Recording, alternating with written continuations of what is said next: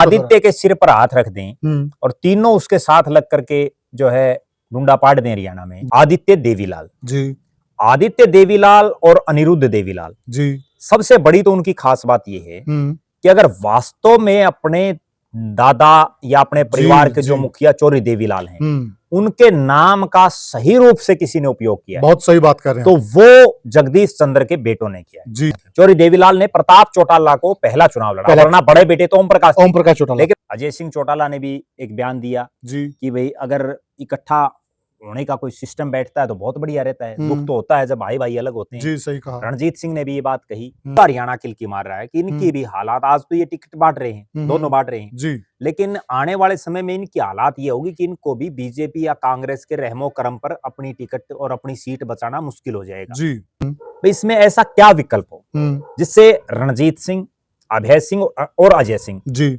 उनका भी स्वाभिमान जिंदा रहे, उनके जो कार्यकर्ता हैं वो भी किसी एक के झंडे के आगे चल सकें। तो सालावास विधानसभा क्षेत्र से आदित्य देवीलाल को विधानसभा का चुनाव लड़ाने की तैयारी चौधरी ओम प्रकाश चौटाला ने कर ली थी। बिल्कुल। और सालावास विधानसभा क्षेत्र में आदित्य देवीलाल ने अपना काम शुरू भी कर दिया था। मेहनती हैं। जिला प्रधान बनाने से पहले उनको चेयरमैन भी बनाया, फिर जिला प्रधान होते हुए उनको चेयरमैन बनाया, और उस भारतीय जनता पार्टी ने उनको चेयरमैन बनाया जो बीजेपी ये कहती कि एक व्यक्ति एक पद, और उसके बावजूद वो संगठन में जिला के प्रधान रहे, इकलौते थे वो। 22 के 22 जिलों में कोई और जिला प्रधान चेयरमैन नहीं था, वो इकलौते थे। वो चेयरमैन बनाए, और चेयरमैन भी किस बोर्ड के बनाए, जो हरियाणा मार्केटिंग बोर्ड है। मैं बड़ी गजब दर्शकों को बताता हूँ जिसका बहुत कम, कोई रेयर पता हो तो पता हो। आज तक के हरियाणा के इतिहास में जितने लोग हरियाणा मार्केटिंग बोर्ड के चेयरमैन बने हैं वो तमाम, आज मतलब एक आदित्य को छोड़ दो, उससे पहले के जितने हैं, या तो वो एमएलए हैं, एक्स एमएलए हैं, एक्स मिनिस्टर हैं, या कोई आईएएस अधिकारी। पहले वो इकलौते वो शख्स हैं जो ना एमएलए थे, ना एक्स एमएलए थे, ना एक्स मंत्री थे, ना आईएएस थे, उसके बावजूद उनको उस बोर्ड का चेयरमैन बनाया। ऐसा क्यों? बिल्कुल। मुख्यमंत्री ये परिवार तभी बनेगा जब 40 के आसपास सीटें आएंगी, और त्याग करेंगे, और एक दूसरे का मान और सम्मान करेंगे, एक दूसरे के लिए बड़प्पन दिखाते हुए त्याग करेंगे। जी नमस्कार साथियों, मैं हूं आपका होस्ट कुलदीप सिंह पुनिया, और मैं लेके चलता हूं आपको राजनीति की दुनिया। और राजनीति की दुनिया की बात करें तो साथियों, जैसे ही ओम प्रकाश चौटाला जी का निधन हुआ, उसके बाद से हरियाणा प्रदेश की जनता टकटकी लगाकर गांव चौटाला की तरफ देख रही थी कि परिवार एक हो जाए, और अगर परिवार एक होगा तो आगामी चुनाव में यह बड़ी मजबूती से लड़ पाएंगे, और हो सकता है कि सत्ता इनके हाथ लग जाए। परंतु अभी तक इस प्रकार के कोई आसार नहीं लग रहे हैं। अब जो हम यह आज वीडियो बना रहे हैं, ये विशेषकर दर्शकों की डिमांड पर है साथियों, क्योंकि बहुत सारे दर्शक साथियों के हमारे पास फोन आए, सुझाव आए, कमेंट के माध्यम से और अन्य माध्यमों से। बहुत सारे लोगों का यह मानना कि अभी भी कोई तो उम्मीद की किरण बाकी होगी, और हमें भी लग रहा है कि एक उम्मीद की किरण अभी भी बाकी है। ऐसा नहीं कि सारी संभावनाएं खत्म हो गई है, क्योंकि राजनीति तो संभावनाओं का ही खेल है। तो वह आखिरी उम्मीद क्या है, यह हम जानेंगे हमारे साथी वरिष्ठ पत्रकार और राजनीतिक विश्लेषक प्रद्युमन जोशीला जी से। प्रद्युमन भाई राम राम। राम राम जी, सभी दर्शकों को नमस्कार, राम राम। प्रद्युमन भाई जी, काफी सारे जो लोग हैं जो वहां पर चौटाला गांव में जो घटित हुआ उसको देखकर थोड़े से निराशा की तरफ चले गए हैं। अब काफी दर्शकों की डिमांड है कि कोई तो ऐसी उम्मीद की किरण अब भी बाकी होगी।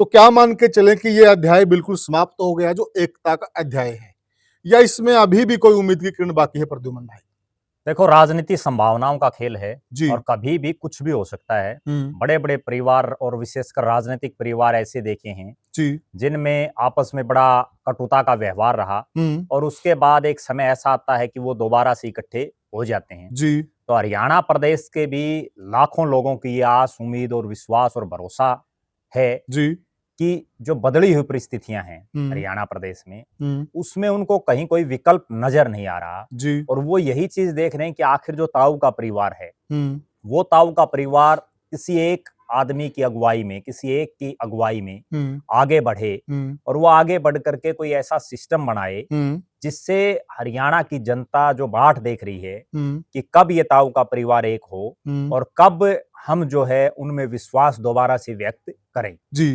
क्योंकि जब से इनमें आपस में बिखराव हुआ है और ये अब की बात नहीं है। मैं दर्शकों को एक पुरानी बात बताऊं, जब 1990-91 में चौरी देवीलाल के दो बेटे रणजीत चौटाला और ओम प्रकाश चौटाला जी कि आपस में जब राजनीतिक उनमें प्रतिस्पर्धा चल रही थी जी और वो दोनों भी जब अलग अलग हुए जी, रणजीत चौटाला को उसके बाद राज्यसभा में भी भेजा गया जी, राज्यसभा में जाने के बाद वो फिर जो है कांग्रेस पार्टी में चले गए जी। उसके बाद भी चौटाला साहब वर्षों तक उन्होंने वनवास काटा ना उनकी 1991 में सरकार आ पाई, फिर 1996 में चुनाव हुआ, उसमें भी उनकी सरकार नहीं आ पाई। उसके बाद जो है जब चौधरी बंसीलाल की सरकार पड़ी तो उसके बाद ओम प्रकाश चौटाला ने विधायकों को, जो बंसीलाल के विधायक थे, उनको तोड़ करके और एक काम चलाऊ सरकार बनाई जी। उसके बाद बमुश्किल वो जो है उनके 47 विधायक आए और उनकी जो है प्रदेश में सरकार बनी जी। उसके बाद क्योंकि ये जब दो भाइयों में आपस में बंटवारा और आपस में खींचतान होती तो उसका परिणाम ये रहता है। इसी तरह से जैसे चौधरी भजनलाल के परिवार में जब आपस में दोनों भाइयों में खींचतान शुरू हुई जी, तो उसके बाद आप दोनों आज राजनीतिक रूप से हाशिए पर हैं। चंद्रमोहन ने तो फिर भी सर्वाइव कर लिया जी, लेकिन कुलदीप बिश्नोई तो पूरी तरह से हाशिए में चले गए जी। इसी तरह से चौधरी बंसीलाल का परिवार की अगर बात करें तो उनमें भी रणबीर सिंह महिंद्रा का परिवार जो है राजनीतिक रूप से लगभग जो है जीरो हो चुका है, खात्मे की तरफ है। बिल्कुल उनका बाप बेटों में से दोनों ने चुनाव लड़े, लेकिन पूरी जिंदगी में एक चुनाव वो जीत पाए, बमुश्किल से वो भी। तो इसी तरह से चाहे राव बीरेंद्र सिंह का परिवार हो जी, उसमें भी राव यादवेंद्र सिंह जब तक इंद्रजीत सिंह की छत्र छाया थी तो जीत गए, वरना उसके बाद इस बार तो उनको टिकट भी नहीं मिली जी। इसी तरह से राव अजीत सिंह है, वो भी अपने जीवन में कभी नहीं जीत पाए जी। तो राजनीतिक परिवार अगर इकट्ठा तो हो तो हरियाणा की जनता या किसी भी स्टेट की जनता हो वो उनके साथ एक आस और उम्मीद में लग जाती है। लेकिन जब वो आपस में खिन भिन हो तो फिर लोग भी उनके साथ नहीं जुड़ते। अब पिछले एक महीने से जब से चौधरी ओम प्रकाश चौटाला जी का देहांत हुआ, लगभग एक महीना होने को है, तो उसके बाद से लगातार इस तरह की अटकलें थी कि ये परिवार अगर इकट्ठा तो हो गया तो आगे कुछ ले लेंगे जी, और अगर इकट्ठा नहीं हुआ तो आगे इनकी भी हालात, जो पूरा हरियाणा किलकी मार रहा है कि इनकी भी हालात, आज तो ये टिकट बांट रहे हैं, दोनों बांट रहे हैं जी, लेकिन आने वाले समय में इनकी हालात ये होगी कि इनको भी बीजेपी या कांग्रेस के रहमो करम पर अपनी टिकट और अपनी सीट बचाना मुश्किल हो जाएगा जी। हो सकता है पार्टियां उस समय इनको टिकट दें ना दें, अब तो ये खुद चौधरी हैं। कहने का भाव है कि मतलब ये अगर दोनों राष्ट्रीय पार्टियों को ज्वाइन करते हैं जी तो एक तरह से ये बिल्कुल हाशिए पे चले जाएंगे। उन्हीं के हिसाब से, उन्हीं के नॉर्म्स में जो उन पार्टियों के सिद्धांत है उसी हिसाब से चलना पड़ेगा और उन्हीं के रहमो करम पे ये जिंदा रहेंगे राजनीति में। करते नहीं, बल्कि बात ये है कि अगर ये इकट्ठे नहीं हुए, ये चाहे अपनी पार्टी बनाए रखो, उसको पूछा कौन। अच्छा, अब हरियाणा में बहुत सी पार्टियां बनी हुई हैं लेकिन लोग वोट तो नहीं डालते। अब हालात ये है कि जैसे इस चुनाव में थी, जेजेपी के पास कहीं को प्रत्याशी तक भी नहीं थे चुनाव लड़ने के लिए। इससे पिछले चुनाव में इंडियन नेशनल लोकदल की यही हालात थी, उनको लोगों को फोन कर करके कहना पड़ रहा था कि भाई आप चुनाव लड़ लो जी। और इस बार भी कोई बहुत खास हालात नहीं थी अभय सिंह की। हाँ, बिल्कुल सही। तो कहीं ना कहीं आने वाले समय में इससे और ज्यादा बुरा दौर होगा, क्योंकि अब तक तो चौटाला साहब जिंदा थे इस चुनाव तक। अब जो इनकी ये लग रहा है कि चौधरी देवीलाल के 4 बेटे हैं जी, उन 4 बेटों में से चारों का परिवार राजनीति में सक्रिय है फिलहाल, और उन चारों की ही आपसी जो प्रतिद्वंदता है चारों में जी, तो वो किसी की कहीं पटरी नहीं बैठ रही, किसी की कहीं नहीं बैठ रही, और उससे समस्या ये आ रही है कि आपस में एकजुट नहीं हो पा रहे। वरना तो मैं आपको एक बात बताऊं, अजय सिंह चौटाला ने भी एक बयान दिया जी कि भाई अगर इकट्ठा होने का कोई सिस्टम बैठता है तो बहुत बढ़िया रहता है, दुख तो होता है जब भाई भाई अलग होते हैं जी। सही कहा। रणजीत सिंह ने भी ये बात कही, अर्जुन चौटाला ने भी ये बात कही, तो तमाम नेता ये बात कह रहे हैं बार बार, पता उनको भी है जी। कोई ये समझे कि चौटाला चौधरी देवीलाल के जो चारों बेटों का परिवार है उनको ये नहीं पता कि आपको नुकसान हो रहा है जी। लेकिन असली लड़ाई ये है कि उस अहम को छोड़े कौन, तो अहम और वहम के जो लड़ाई है जी, कि उस चीज को त्याग कौन करे, बड़प्पन कौन दिखाए, वो बड़प्पन कोई नहीं दिखा रहा। कह तो रहे हैं लेकिन वो फिर अड़चन कहाँ है? अड़चन केवल और केवल ये है कि आज चारों का परिवार राजनीतिक रूप से सक्रिय है, ठीक है, आपस में किसके नेतृत्व को स्वीकार करें। अच्छा। क्योंकि देखो समस्या ये है, लीडरशिप पार्टी में नेता एक ही होता है जी, अगर नेता 4 बना दियो फिर जूत बाजेगा जी। ठीक है ना। जब कांग्रेस पार्टी की सरकारें गई, इमरजेंसी के बाद भी गई, तो उसमें भी गणेश चौधरी थे। उसके बाद 1987 की मऊ के बाद भी बहुत से चौधरी बन गए। जितने ज्यादा चौधरी बनते हैं वो फिर ज्यादा दिन नहीं चलता सिस्टम। और वही हालात इस देवीलाल के परिवार में है। यहाँ सारे चौधरी हैं आपस में, ठीक है। और वो सारे चौधरी होने की वजह से किसी एक आदमी का नेतृत्व स्वीकार नहीं कर पा रहे। अब पेच ये है कि कोई भी अपने को कम नहीं आंक रहा। अच्छा। और दूसरे को ये नहीं समझ रहा कि ये तेरे से सुपीरियर है। ना कोई उम्र का लिहाज रख रहे, ना कोई अनुभव का लिहाज रख रहे। क्योंकि उसमें असली अड़चन कहाँ आ रही है, वो अड़चन यही है कि आखिर किसके लीडरशिप में आगे बढ़ा जाए। वो कोई नेता इन सारे के परिवार में 1% नहीं हो पा रही। अब उसमें भी मैं आपको बताऊं, और दर्शक भी इस चीज से सहमत होंगे। हरियाणा प्रदेश में हालात ये है कि इस देवीलाल परिवार में 3 नेता ऐसे हैं जिनके हरियाणा प्रदेश में अलग अलग एरियाज में कार्यकर्ता है। ठीक है। वो एक धाड़ा जिसमें जो रणजीत सिंह का है, क्योंकि वो भी वर्षों से राजनीति में है, और चौधरी देवीलाल के समय भी वो बड़े पावरफुल थे। तो एक धड़ा रणजीत सिंह का है, हालांकि वो किसी पार्टी में नहीं है। एक धड़ा अजय सिंह चौटाला का है, जिनकी जेजेपी है। ठीक है। तो उनके वर्कर पूरे हरियाणा प्रदेश में है, हर 90 के 90 हलकों में है, और तीनों के ही 90 के 90 हलकों में है। एक धड़ा अभय सिंह चौटाला का, इंडियन नेशनल लोकदल, जो तीनों नेता हैं, रणजीत सिंह, अभय चौटाला और अजय सिंह चौटाला, तीनों के 90 के 90 हलकों में, चाहे कहीं कम है कहीं ज्यादा है, कार्यकर्ता हैं। बिल्कुल सही कहा आपने। और वो कोई भी कार्यकर्ता कभी ये नहीं चाहता कि हमारे जो जिस नेता के साथ जुड़ा है, इस नेता के बजाय दूसरे की हमें जो है लीडरशिप मंजूर किसी को नहीं है, और कभी हुई भी नहीं आज तक। तो अब इसका एक बीच का रास्ता ये हो सकता है कि चौधरी रणजीत सिंह, अजय सिंह चौटाला और अभय सिंह चौटाला, इन तीनों के आपस में जो कार्यकर्ता हैं वो एक दूसरे की किसी की भी लीडरशिप नहीं स्वीकार करेंगे। दिक्कत ये है। और इसका समाधान और स्वीकार भी इसलिए नहीं करेंगे क्योंकि ये जो परिवार की पार्टियां होती हैं ना, क्षेत्रीय पार्टियां, इनमें एक बड़ी खास बात ये होती है कि अगर ये 2 साल भी इनका जुगाड़ बैठ जाता है ना राज का, तो 2 साल में भी हजारों कार्यकर्ताओं के वारे न्यारे कर देते हैं। और हमने बहुत बार ये देखा है। और ये नहीं चाहे चौधरी बंसीलाल जी की सरकार रही हो, उस समय भी चौधरी सुरेंद्र सिंह ने बहुत लोगों को मोबिलाइज किया। बिल्कुल। तो चौधरी भजनलाल ने जब अपनी पार्टी बनाई तो उस समय भी लोगों को बड़ी उम्मीद थी, और उसी उम्मीद में लोग लगे थे। जबकि राष्ट्रीय पार्टियों में क्या होता है कि वहां तो अंतिम फैसला हाईकमान को करना होता है, और हाईकमान तक लोगों की इतनी पहुंच नहीं होती।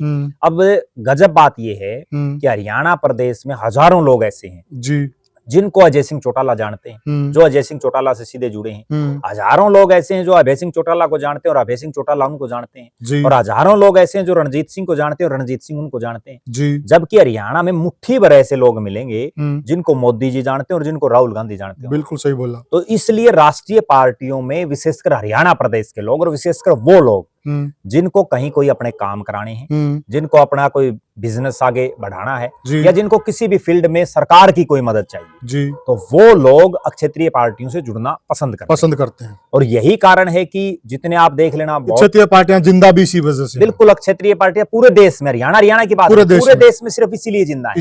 जितने बड़े बड़े ठेकेदार हैं, जितने बड़े बड़े जो पैसे वाले हैं, उनमें ज्यादातर जो है क्षेत्रीय पार्टियों से इसीलिए जुड़ते हैं। अब जो इससे पूरा जो सिस्टम है, इसमें ऐसा क्या विकल्प हो जिससे रणजीत सिंह, अभय सिंह और अजय सिंह उनका भी स्वाभिमान जिंदा रहे, उनके जो कार्यकर्ता हैं वो भी किसी एक के झंडे के आगे चल सकें। तो उसमें एक बीच का रास्ता ये हो सकता है, अगर इनकी आपसी सहमति नहीं बन पा रही, और जैसा दिख भी रहा है कि आपसी सहमति नहीं बन पा रही, वरना तो जिस दिन श्रद्धांजलि सभा थी उसमें भी आपस में कोई ज्यादा लगाव नहीं दिखा।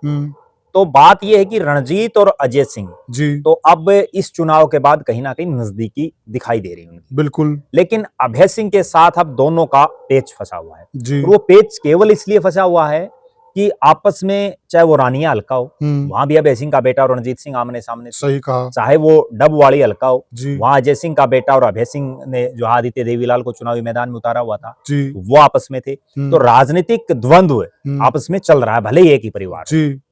अब इसमें एक नया अल्टरनेट पैदा हो सकता है जिस पर पूरे प्रदेश की जनता को भी भरोसा हो सकता है, और उन्होंने जब जब उनको मौका मिला है तो उन्होंने करके भी दिखाया है। उस अल्टरनेट में भी दो चीजें हैं। एक चीज ये है कि चौधरी देवीलाल के 4 बेटों में बड़े बड़े ओम प्रकाश जी हो गए, 2 नंबर पर प्रताप चौटाला है जी। और प्रताप चौटाला एक और बड़ी रोचक बात मैं दर्शकों को बताऊं और बड़ी गंभीर बात है जिसका बहुत कम लोगों को पता होगा।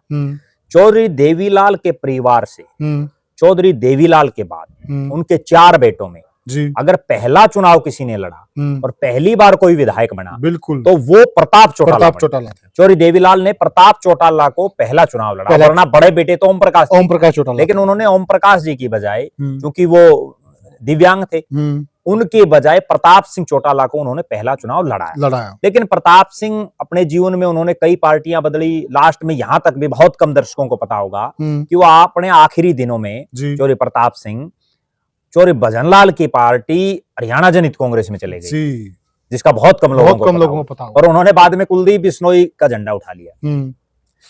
उनके परिवार में भी उनके बेटे रवि चौटाला हैं, राजनीति में काफी सालों तक सक्रिय रहे, लेकिन अब वो ज्यादा सक्रिय नहीं। उनकी बजाय उनकी जो धर्मपत्नी है सुनैना चौटाला, वो सक्रिय हैं। लेकिन सुनैना चौटाला का भी पूरे प्रदेश में अभी तक कोई ऐसा उन्होंने राजनीतिक रूप से काम करके नहीं दिखाया जिससे कहीं को ये लगता हो कि वो इस पूरे परिवार को कंट्रोल कर सकती हैं, या वो इस पूरे परिवार के जितने चौधरी देवीलाल के कार्यकर्ता हैं या जितने उनके वोटर सपोर्टर रहे हैं उनको अपने साथ जोड़ सके। बिल्कुल। तो वो भी एक ऑप्शन खत्म हो जाता है। अब जो एक विकल्प और दिखाई देता है वो विकल्प ये है कि चौधरी देवीलाल के जो सबसे छोटे बेटे हैं जगदीश चौटाला, उनका क्या है राजनीतिक, हालांकि उन्होंने कभी कोई चुनाव नहीं लड़ा, बिल्कुल, और वो अपने बहुत कम उम्र में जो है इस संसार को उन्होंने छोड़ दिया था। 4 बेटों में से 3 बेटे चौधरी देवीलाल के एमएलए बने, लेकिन जगदीश चंद्र ने कभी चुनाव नहीं लड़ा।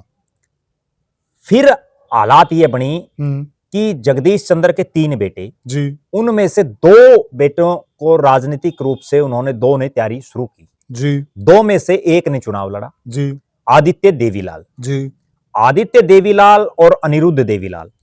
सबसे बड़ी तो उनकी खास बात यह है कि अगर वास्तव में अपने दादा या अपने परिवार के जो मुखिया चौधरी देवीलाल हैं उनके नाम का सही रूप से किसी ने उपयोग किया, बहुत सही बात कर रहे हैं, तो वो जगदीश चंद्र के बेटों ने किया। और वो उन्होंने इसलिए किया कि बाकी ने, चौधरी देवीलाल ने कभी अपने नाम के पीछे चौटाला नहीं लगाया, बिल्कुल, वो चौधरी देवीलाल लगाते थे। उसके बाद ओम प्रकाश जी ने अपने नाम के आगे ओम प्रकाश चौटाला लिखना शुरू किया, बिल्कुल। प्रताप सिंह ने अपने नाम के आगे प्रताप सिंह चौटाला लिखना शुरू किया। रणजीत सिंह ने अपने नाम के आगे चौधरी रणजीत सिंह लिखना शुरू किया, उन्होंने भी चौटाला नहीं लगाया, बिल्कुल, लेकिन उन्होंने चौधरी रणजीत सिंह लिखा। उसके बाद अजय चौटाला, अभय चौटाला, सुनैना चौटाला, नैना चौटाला, दुष्यंत चौटाला, दिग्विजय चौटाला, करण चौटाला, अर्जुन चौटाला, सब चौटाला आ गए, बिल्कुल, सब चौटाला हो गए। और उन चौटालाओं के बीच में पीछे रह गए, चौटाला आगे हो गए, बिल्कुल। उन चौटालाओं के बीच में एक शख्स ऐसे उभरे, हालांकि 2 शख्स हैं, लेकिन दूसरे राजनीति में अभी सही ढंग से नहीं उभरे वो।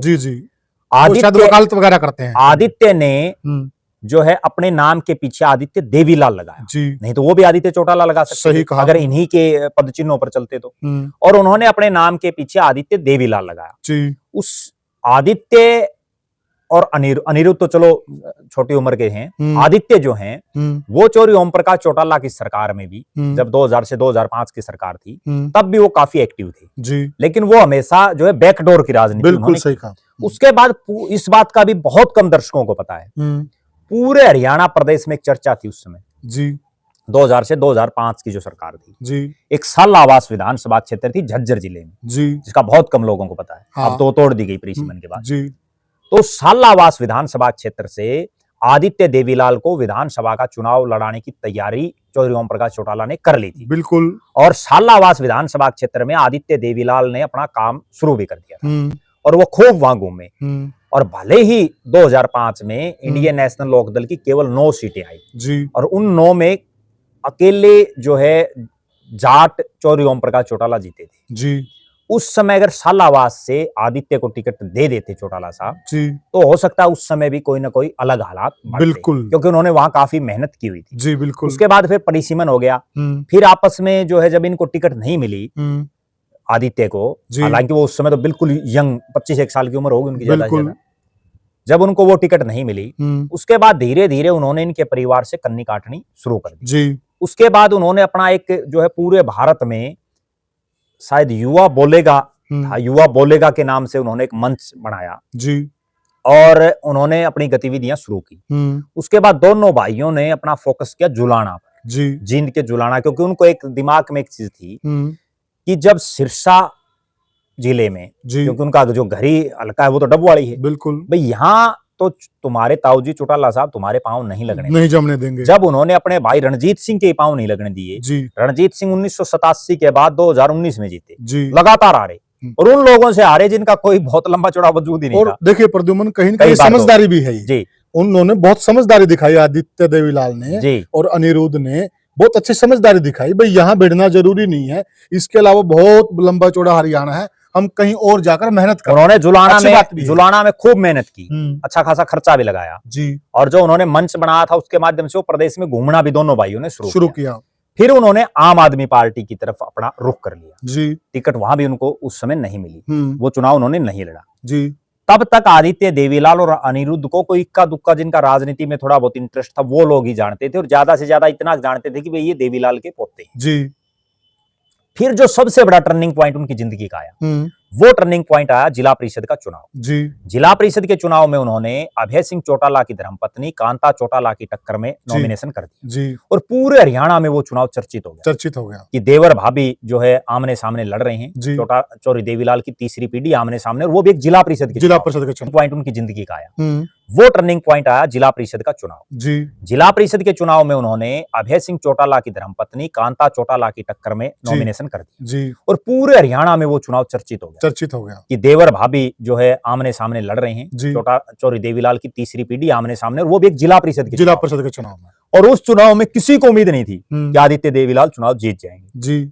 लेकिन उन्होंने अभय सिंह चौटाला की धर्मपत्नी को बुरी तरह से चुनाव हराया, बुरी तरह से, जी और वो चुनाव जीत करके वो पूरे लाइमलाइट में आ गए। उसके बाद उन्होंने भारतीय जनता पार्टी ज्वाइन की। जी बीजेपी ने उनको विधानसभा का चुनाव लड़ाया, जी वो डबवाड़ी से बहुत क्लोज मार्जिन में चुनाव हार गए, जी और बीजेपी का तो उस एरिया में कुछ था भी नहीं, आज भी कुछ नहीं है, क्योंकि सिरसा और फतेहाबाद दो जिले ऐसे हैं हरियाणा के एक साथ लगते जिनमें बीजेपी का एक भी एमएलए नहीं है, आज भी नहीं है, 8 सीटें हैं। और फिर क्या हुआ, सिरसा जिले में तो पिछली बार भी कोई नहीं था। उसके बाद बीजेपी ने उनका ये देखा भाई कैलिबर अच्छा है, उनको जिला का प्रधान बनाया।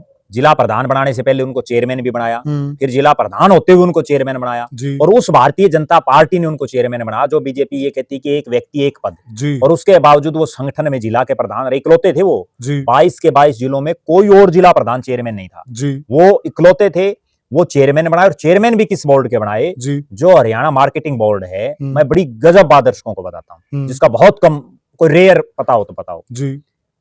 आज तक के हरियाणा के इतिहास में जितने लोग हरियाणा मार्केटिंग बोर्ड के चेयरमैन बने हैं, वो तमाम, आज मतलब एक आदित्य को छोड़ दो, उससे पहले के जितने हैं, या तो वो एमएलए हैं, एक्स एमएलए हैं, एक्स मिनिस्टर हैं, या कोई आईएएस अधिकारी। पहले वो इकलौते वो शख्स हैं जो ना एमएलए थे, ना एक्स एमएलए थे, ना एक्स मंत्री थे, ना आईएएस थे, उसके बावजूद उनको उस बोर्ड का चेयरमैन बनाया। ऐसा क्यों प्रद्युमन भाई? वो केवल और केवल इसलिए था कि भारतीय जनता पार्टी के दिमाग में एक चीज थी कि हरियाणा प्रदेश के, क्योंकि हरियाणा में जातीय जो समीकरण है वो सबसे हावी है राजनीति में जी, और हरियाणा का जो जाट वोटर है वो बीजेपी के साथ उस स्तर पर नहीं लगा हुआ जी, अब भी नहीं लगा हुआ। बिल्कुल। तो बीजेपी लगातार ये प्रयास करती रहती है कि जो जाट समाज के बड़े चेहरे हों, जो कहीं ना कहीं लोगों को आपके साथ जोड़ सकते हों, बिल्कुल, उन लोगों को भारतीय जनता पार्टी लगातार बूस्ट देती रहती है। चाहे आचार्य देवव्रत हों, हरियाणा प्रदेश की अगर हम बात करें, चौरी धर्मवीर सिंह हो, रणजीत चौटाला, वरना तो 6 निर्दलीय और भी थे, और किसी को क्यों नहीं बनाया, मंत्री नहीं बनाया, उनको 5 साल मंत्री रखा, ठीक है जी, रणजीत सिंह हो गए। उसके इसी तरह से आदित्य देवीलाल को, ताकि जाट जो कम्युनिटी है वो आपके साथ लग जाए। देवीलाल का पोता तो है, वो तो देखो, वो चाहे किसी भी पार्टी में जाओ, एक उनके ऊपर एक ठप्पू है ये, और ये मतलब इस चीज को तो कोई मिटा नहीं सकता कि वो देवीलाल का पोता है तो रहेगा सारी जिंदगी, और बुरा भी नहीं, अच्छा है, ये सारी जिंदगी रहेगा। तो उसके बाद उनको जब मार्केटिंग बोर्ड का चेयरमैन बना दिया गया, मुझे आज भी वो चीज याद है, हिसार के एचयू यूनिवर्सिटी में किसानों का एक मेला लगाया हुआ था। जयप्रकाश दलाल प्रदेश के कृषि मंत्री थे, और जगदीप धनखड़ देश के उपराष्ट्रपति हिसार में आए, और आदित्य देवीलाल उस समय मार्केटिंग बोर्ड के चेयरमैन थे। वहां उन्होंने भरे मंच से, वरना देश का उपराष्ट्रपति किसी की तारीफ नहीं करता, बिल्कुल, वो एक संवैधानिक पद पर बैठे हैं, उन्होंने भरे मंच से आदित्य देवीलाल की बड़ी तारीफ की, और उन्होंने यहां तक भी कहा कि बालक तो है छोटा, लेकिन इसकी सोच बहुत बड़ी है। उसके बाद वो भारतीय जनता पार्टी में रहे।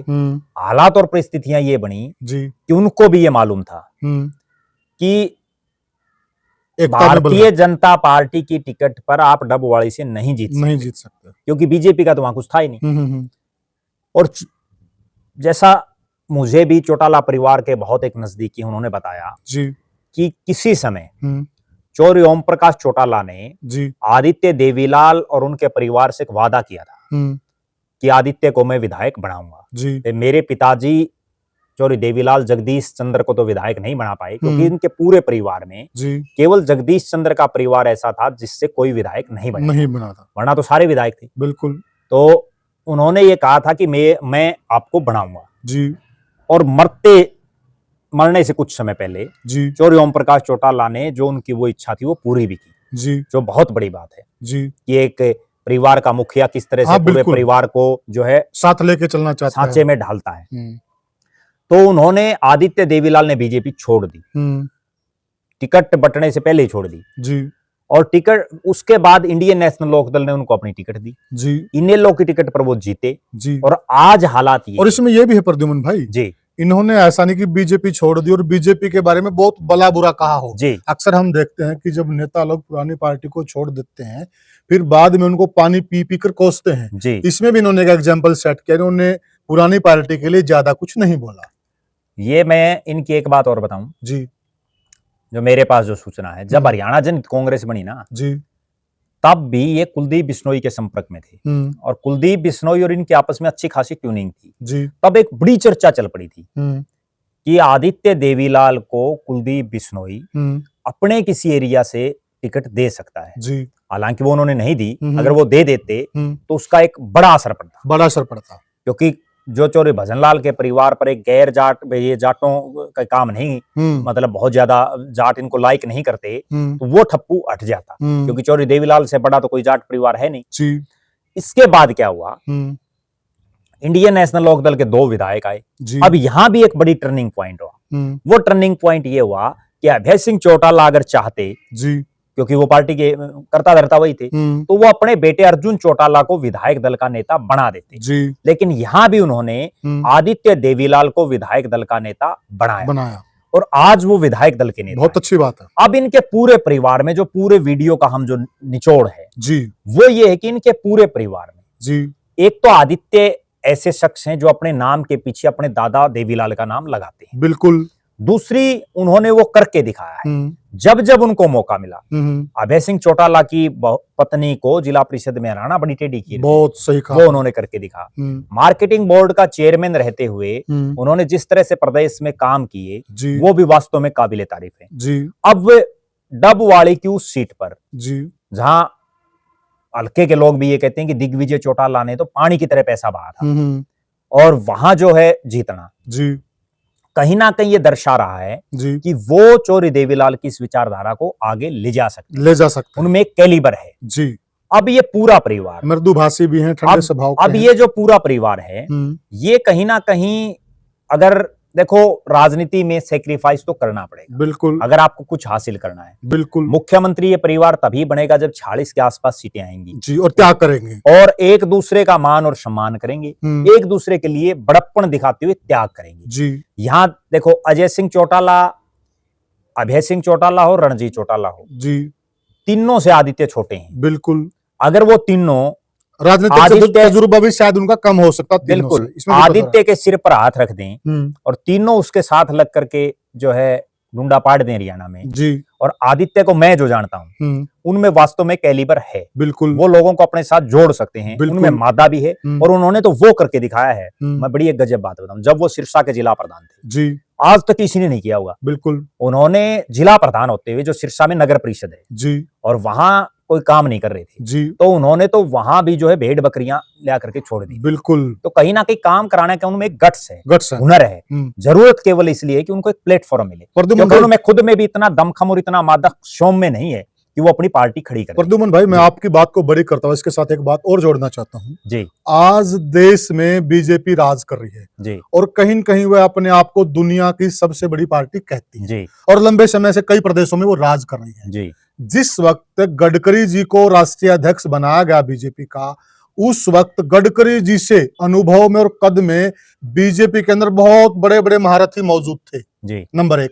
नंबर 2, जब अमित शाह को राष्ट्रीय अध्यक्ष बनाया जी उनसे भी बड़े बड़े महारथी सारी चीजों में बीजेपी में उस वक्त भी मौजूद थे। जी और जब नड्डा साहब को बनाया, अभी आप देख रहे हैं आज भी नड्डा साहब से बड़े बड़े महारथी बीजेपी के अंदर मौजूद हैं। तो आप देखिए मोदी और अमित शाह और अन्य जो बीजेपी के वरिष्ठ आदमी जब नड्डा जी के नीचे काम करने को तैयार हो जाते हैं तो तभी तो पार्टियां राज करती हैं और तभी आगे बढ़ती हैं। तो ये एग्जाम्पल बीजेपी से लेकर इन्होंने आगे बढ़ना चाहिए, मेरा ये मानना है। निश्चित रूप से बीजेपी से नहीं, बहुत सी पार्टियां ऐसे करती हैं। अभी का बिल्कुल ताजा उदाहरण हरियाणा का ले लो आप जी। नायब सिंह सैनी को बनाया, उनसे सीनियर तो गणे थे भारतीय जनता पार्टी में। बिल्कुल भूपेंद्र सिंह हुड्डा को जब बना उससे सीनियर भी गणे थे बड़ौली का ले लीजिए, ठीक है। मोहनलाल बड़ौली को प्रदेश अध्यक्ष बनाया, उनसे सीनियर गणे थे। बिल्कुल अशोक तंवर को जब कांग्रेस ने प्रदेश का अध्यक्ष बनाया, उनसे सीनियर तो पता नहीं कितने थे। तो ये तो एक ये देखना पड़ता सीनियरिटी। कोई आप एक बात बताओ, अगर उम्र का ही कोई पैमाना हो तो उम्र का पैमाने में तो मोदी जी से भी बड़ी उम्र में गणे हैं। बिल्कुल वो क्यों नहीं बन पाए? आडवाणी जी की उनसे घनी उम्र थी। बिल्कुल सही बात, वो क्यों नहीं बन पाए? संघर्ष भी ज्यादा कर रखा था। उन्होंने तो पूरी जिंदगी आडवाणी जी के नीचे काम किया, मोदी जी। बिल्कुल बिल्कुल ठीक है। बिल्कुल ये तो समय और परिस्थिति के अनुसार जो आदमी फैसला ले लेता है। अब हालात और परिस्थितियां ये है, मैं एक बड़ी कड़वी बात बताऊं दर्शकों को जी। हालात और परिस्थितियां ये हैं कि चौधरी रणजीत सिंह की तो उम्र जो है लगभग वो 79 साल के हो गए जी। तो उम्र का एक तकाजा भी होता है। बिल्कुल अजय सिंह चौटाला की जो पार्टी है, दुष्यंत चौटाला जिसकी लीड कर रहे हैं अभी जी।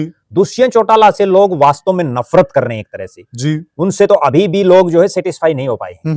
और अभय सिंह चौटाला, उनके बारे में लगभग 99% लोगों की एक विचारधारा बनी हुई है जी। कि भाई उसको तो कुछ कह ही नहीं सकते जी। सभाओं के उनका जो एक खौफ टाइप का सिस्टम होता है ना, ये खौफ जी सिस्टम है जी। ऐसा आदमी चाहिए लोगों को। जो अब नायब सिंह सैनी क्यों कामयाब है? लोग खट्टर साहब को क्यों भूल गए जी जी। खट्टर साहब की भी वही चीज थी जो अभय सिंह चौटाला की है। खट्टर साहब तो किसी की सुनता ही नहीं, ना किसी को बात कर सकते। और अब नायब सिंह सैनी क्या है, लोगों को क्या चाहिए? काम तो बहुत कम लोगों के होते हैं, ठीक है। भाई उनसे ठीक ठाक बोल ले, हाथ मिला ले, वो चीजें करने में आदित्य देवीलाल सक्षम है जी। ठीक है, उम्र भी है उनके साथ। बिल्कुल अब तजुर्बा भी है, अब तो तजुर्बा भी है। दूसरी बात यह है कि उनको धरातल का वास्तव में, अगर एक चीज और मैं बड़ी गजब बात बताता हूँ जी, पूरे हरियाणा प्रदेश की जी। अभी जब 5 जिले बनने की बात आई ना, वे हरियाणा में 5 जिले बनाए जा सकते हैं जी। तो उन्होंने अलग अलग 5 जो जिला हेडक्वार्टर बनने हैं, जैसे हाँसी विनोद भ्याणा जी एमएलए हैं जी। गोवाना में भी अरविंद शर्मा एमएलए हैं जी। डबवाड़ी में आदित्य देवीलाल एमएलए हैं। जहां जहां जो चर्चाएं चल रही हैं, मानेसर की चल रही हैं, जैसे मानेसर हल्का नहीं है, तो वहां उन और विधायकों ने तो कोई काम नहीं किया जी। लेकिन आदित्य देवीलाल ने ओम प्रकाश चौटाला का तो निधन हुआ था, ठीक है, 12 दिन भी नहीं हुए थे, सुनने वाली बात है। और उनको तो 12 दिन भी नहीं हुए थे। उसके बावजूद उन्होंने डबवाड़ी का एक ऐसा नक्शा बनाया कि इस डबवाड़ी को इस ढंग से ऐसे जो है जिला बनाया जाए, बाकी जिलों की तुलना में सबसे पहले क्यों बनाया जाए। उन्होंने वो सारी चीजें जो है पैराग्राफ लिख के बनाया, जो हल्के के लिए अपने वो उसके पक्ष में जो बातें रख सकते थे वो सारी बातें उन्होंने रखी। बिल्कुल वो A to Z वर्क जो है लिख के कर रहे हैं, तो उस चीज का एक बड़ा प्रभाव पड़ता है। देखो अक्षमताएं हैं, इसमें कोई दो राय नहीं है जी जी। लेकिन सिर्फ और सिर्फ बात यह है कि ये तीनों महारथी त्याग करें। हाँ, तीनों महारथी त्याग करें। और त्याग में भी ऐसा है, मैं जो समझ पा रहा हूँ, रणजीत सिंह के भी वो बड़े अजीज रहे हैं, बहुत बार मुझे उनकी कोठी पर वो मिले भी हैं जी। अभय सिंह चौटाला की तो पार्टी में ही है वो जी, ठीक है, वहां भी वो बहुत बार मिले हैं। बिल्कुल। और उसमें सिर्फ एक छोटा पैच जो है वो अजय सिंह के परिवार से कहीं आ सकता है, क्योंकि अजय सिंह के दिग्विजय ने उनके सामने चुनाव लड़ा हुआ है। लेकिन अजय सिंह और की भी हालात आज के दिन ये है कि उनको भी इस चुनाव में तो एक जगह जमानत बची है जी जी। अगले चुनाव में भी कोई तसल्ली नहीं है क्या होगा, क्योंकि अभी उनसे लोग पूरी तरह से रुष्ट हैं। उनका तो रेस्ट करने का समय है जी जी। और अगर ये रेस्ट कर ले ना और बड़प्पन दिखाते हुए जैसे आदित्य को कमान दे दें, तो उसके बाद लोग भी इनको उनकी पुरानी बातों भूल जाएंगे। लोग फिर ये कहेंगे भाई वास्तव में सही किया अजय सिंह के परिवार ने जी जी। तो साथियों, ये हमने जो चर्चा की है, चर्चा का सारा जो सारांश निकलता है कि राजनीति में वही आदमी फिट होता है जिसमें सारे गुण मौजूद होते हैं। देखिए, उसमें एक अच्छा प्रशासक भी होना चाहिए और उसमें नम्रता भी होनी चाहिए, सारे गुण और सबके से उसकी बोलचाल और भी होनी चाहिए। इन सारी चीजों को मद्देनजर रखते हुए जो आदित्य देवीलाल जी हैं वो बिल्कुल परफेक्ट आदमी हैं। अगर परिवार को राजनीतिक तौर पर वही पुराना वजूद कायम करना है और एक बार से सत्ता के शीर्ष पर पहुंचना है, तो इस समझौते पर अमल जरूर करना होगा। एक होना होगा, किस सूरत में हो, हमने एक फार्मूला पहले दिया था और एक फार्मूला ये अभी दिया है, ये जनता की फरमाइश पे वो था और जनता की फरमाइश पे ये है। आप क्या मानते हैं, आप क्या सोचते हैं, क्या यह एक फार्मूला सही हो सकता है? कमेंट सेक्शन में जरूर बताएं। वीडियो को ज्यादा से ज्यादा शेयर करें, चैनल को सब्सक्राइब करें। फिर मिलेंगे किसी और वीडियो में, तब तक के लिए राम राम। राम राम।